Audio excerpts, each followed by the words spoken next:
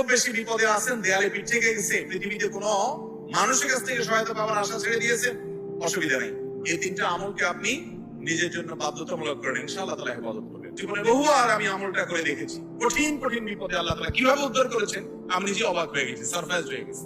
নবী করিম সাল্লাল্লাহু আলাইহি ওয়াসাল্লাম বলেছেন, তার যে কোনো বিপদ থেকে বের হওয়ার জন্য আল্লাহ তাআলা নিজে পথ দেখায় দেন, এমন ভাবে পথ দেখাবেন সে কল্পনাও করবে না।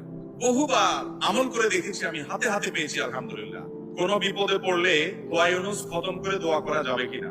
দোয়া ইউনুস এটা যে কোনো বিপদে পড়াটা হাদিস এবং কোরআন উভয়টি দ্বারায় প্রমাণিত। কোরআনে কারিমে আল্লাহ রাব্বুল আলামিন বলেছেন, ওয়া কাযালিকা নুনজিল মুমিনিন। ইউনুস আলাইহিস সালাম বিপদে পড়ার পর তিনি যে দোয়া করেছেন, লা ইলাহা ইল্লা আনতা সুবহানাক ইন্নী কুনতু মিনাজ জালিমিন, এই বাক্যগুলো পড়ার পর এগুলো বলে বলে আল্লাহর কাছে তিনি দোয়া করেছেন, আল্লাহ তাআলা তার বিপদ উদ্ধার করেছেন। বিপদে পড়ার পর তিনি যে